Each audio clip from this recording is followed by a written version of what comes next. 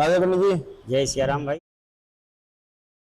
पंडित जी, पापी मनुष्य जब उसकी मृत्यु होती है, यम लोक में जाता है, तो उसके बाद उसको क्या क्या दंड भोगना पड़ता है, क्या क्या कष्ट यापन करना पड़ता है उसको?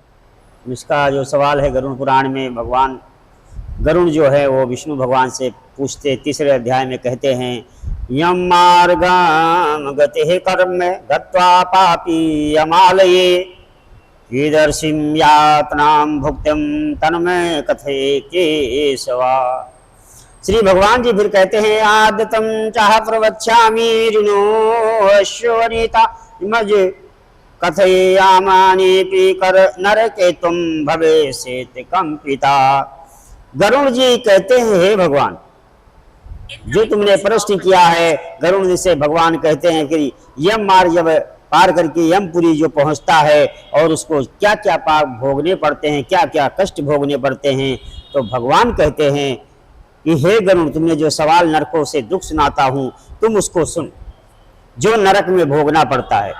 कहते हैं यमराज के पुर के आगे जो धर्मराजपुर है, लेकिन जो पाप करके मनुष्य मृत्युगामी होता है, जिसका क्रिया नहीं होता, कर्म नहीं होता, उसको बहुत से पाप रास्ते में भोगने पड़ते हैं, अनेक प्रकार उसको रास्ते में कष्ट उठाने पड़ते हैं।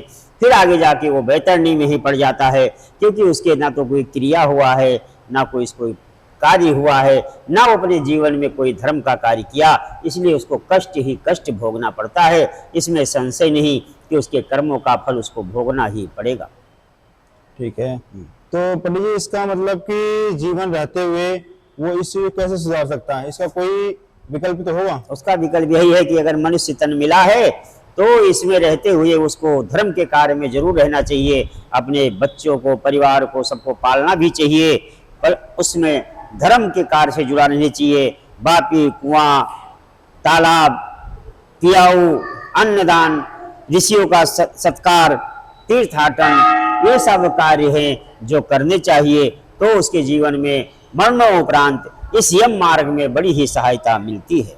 पंडित जी, पापी मनुष्य ऐसा कौन सा पाप करता है कि वो जाता है और बैतरणी नदी में पड़ता है, उसको कष्ट भोगना पड़ता है? कौन से कष्ट ऐसे होते हैं जो उसे भोगना पड़ता है? चतुर्थ अध्याय में गरुड़ जी भगवान से सवाल करते हैं कह गच्छन्ति महामार्गे बैतरण्याम पतिंत कै पाप नरकम यान्त तन्मे ये कथया। श्री भगवान फिर बोले सदैव कर्म निरता शुभ कर्म प्राण मुखा नरकानंत्यांति दुखा दुखम भयादम। जो मनुष्य, गरुड़ जी कहते हैं, जब भगवान विष्णु से पूछते हैं कि हे गरुड़, जब गरुड़ जी नारायण से कहते हैं कि हे नारायण, जो ये मनुष्य है कौन सा पाप करता है जिससे वो बैतरणी क्रॉस नहीं कर सकता, तो भगवान कहते हैं उस मनुष्य के बारे में तुम्हें मैं बताता हूं, हे गरुड़ तुम ध्यान से सुनो। ब्रह्म हत्या करने वाला, अनेक प्रकार गौ हत्या करने वाला, बाल हत्यारा, स्त्री हत्यारा, गर्भपाती, जो गर्भ में बच्चे को मार देता है, छुप छुप कर दूसरे को विश्वासघात करता है, और अनेक प्रकार जो दूसरे का धन हड़प कर लेता है, किसी का धन रखा हुआ हजम कर लेता है, जो भी इन पापों में लिप्त रहता है वो बैतरणी में जाके पड़ता है।